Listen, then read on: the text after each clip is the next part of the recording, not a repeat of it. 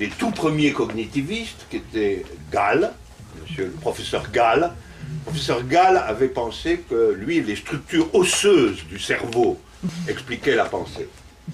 Et Hegel disait, pour Monsieur Gall, la pensée est un os. Bon, il y a des gens qui pensent aujourd'hui ça que pour Monsieur Untel, la pensée c'est un neurone. On est passé de l'os au neurone. Mais la philosophie est la même. Hein, la philosophie est la même. Et là, je n'ai pas pu non plus me rallier à ça, bien que j'aime la science. En plus, je suis très intéressé par tout ce qu'on nous raconte sur le cerveau. C'est pas le problème. Hein. C'est tout à fait spectaculaire et intéressant.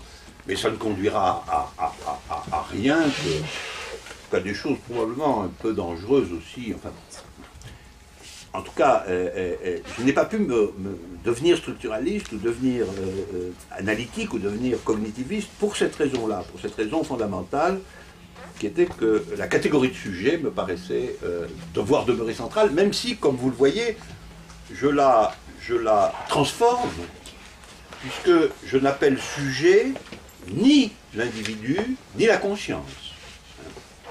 Sujet, ce n'est pas l'individu, puisque précisément au contraire, l'individu doit devenir sujet, mais ce n'est pas non plus la conscience, justement au sens de Sartre ou de la phénoménologie.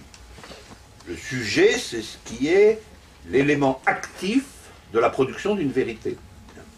Et donc ça peut être le couple amoureux entre l'un et le deux, ça peut être le groupe politique, le groupe militant, ça peut être bien des choses. Ça prend des formes tout à fait différentes. C'est simplement ce qui accompagne le processus d'une vérité. Voilà, alors je terminerai cette première phase, avant que nous discutions, en disant ceci. Évidemment, une fois qu'on a dit que les 4 concepts les plus importants sont multiples, vérité, événement et sujet, le problème philosophique, c'est le lien entre ces 4 concepts. Et comment ils vont être organisés, comment ils vont constituer une pensée. Et alors là, je citerai des problèmes que j'essaie de traiter dans l'être et l'événement et dans Logique des mondes.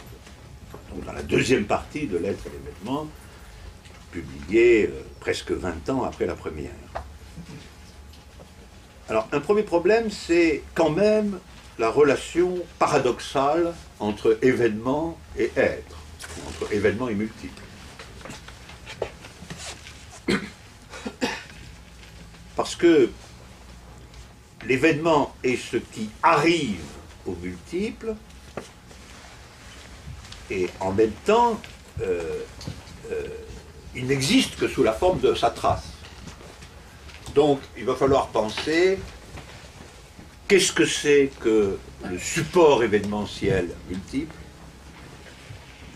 Qu'est-ce que c'est exactement que l'événement, finalement? Bien sûr, c'est être et néant, apparition et disparition. Enfin, quel lien ça a, quand même, avec le multiple?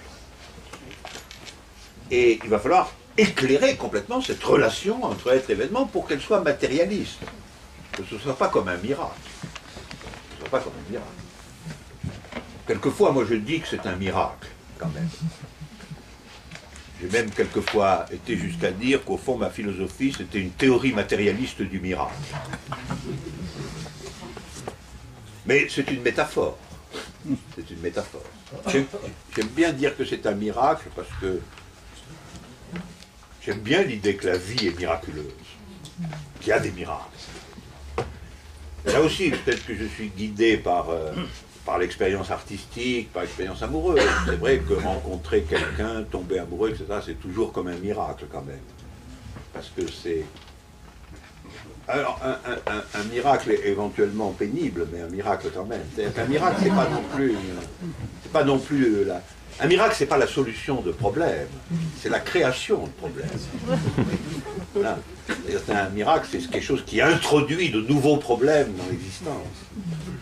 En ce sens, la relation événement-être est effectivement une relation miraculeuse, métaphoriquement, parce qu'elle crée de nouvelles possibilités. Ça me permet de dire au passage que peut-être que mon problème philosophique plus important, c'est de comprendre comment se créent de nouvelles possibilités. C'est-à-dire, vous voyez, l'idée de possible est une idée très compliquée parce que vous pouvez dire ce qui arrive, c'est la réalisation d'une possibilité. Je vais réaliser toutes mes possibilités. Tout ce que je peux faire, je vais le faire. Ça, c'est une vision des choses. Et moi, je pense que ce qui est important dans l'existence, c'est quand c'est pas de réaliser ce qui est possible, c'est de voir apparaître de nouvelles possibilités et de contribuer à la création du possible, de faire que quelque chose. Ça aussi, c'était une expérience très profonde de mai 68 pour moi. C'était pas la réalisation d'une possibilité, laquelle. C'était tout d'un coup l'ouverture de la possibilité, la création d'une nouvelle possibilité. Donc ça, ce serait un premier problème. Alors, dans Logique des mondes, sur cette relation entre événement et être, et des choses nouvelles, je cherche à être plus près d'une conception vraiment matérialiste de l'événement. Ensuite, il y a la question de la relation entre événement et sujet. C'est-à-dire, comment le sujet se constitue à partir d'une trace. Qu'est-ce que c'est que cette... Alors, dans l'être et l'événement, la théorie est assez simple. C'est-à-dire, on appelle sujet l'ensemble de ce qui est près de la trace, quoi, de ce qui est proche de la trace, de ce qui est autour de la trace. Et c'est vrai que c'est toujours un peu ça.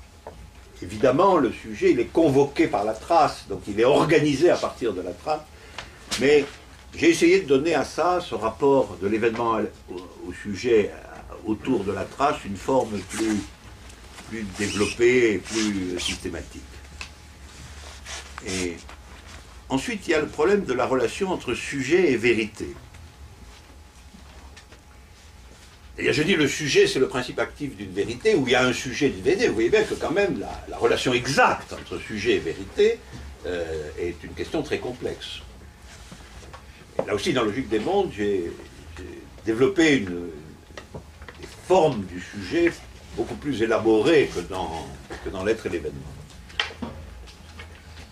Et en vérité, cette question du rapport du sujet à la vérité, c'est-à-dire la question de la constitution du sujet, et la question de la constitution du sujet dans l'être et l'événement est complètement formelle. Elle est complètement formelle. C'est-à-dire, ce que je donne, c'est... Au fond, il y a le processus de vérité, et puis on peut dire, le sujet, c'est la forme locale du processus. C'est-à-dire, chaque point du processus est subjectif. Puis le processus dans son ensemble est objectif. Donc il y a bien une vérité qui va être produite finalement, mais chaque point de la création de cette vérité est de caractère subjectif. C'est le sujet qui fait avancer le processus, si je puis dire. Mais ça, c'est une théorie purement formelle. Dans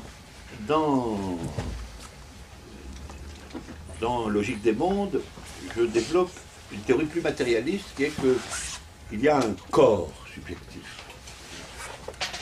D'ailleurs, le sujet est réellement, en effet, il est dans le processus de vérité, mais il y a un corps, il y a une multiplicité particulière qui se construit autour de la trace.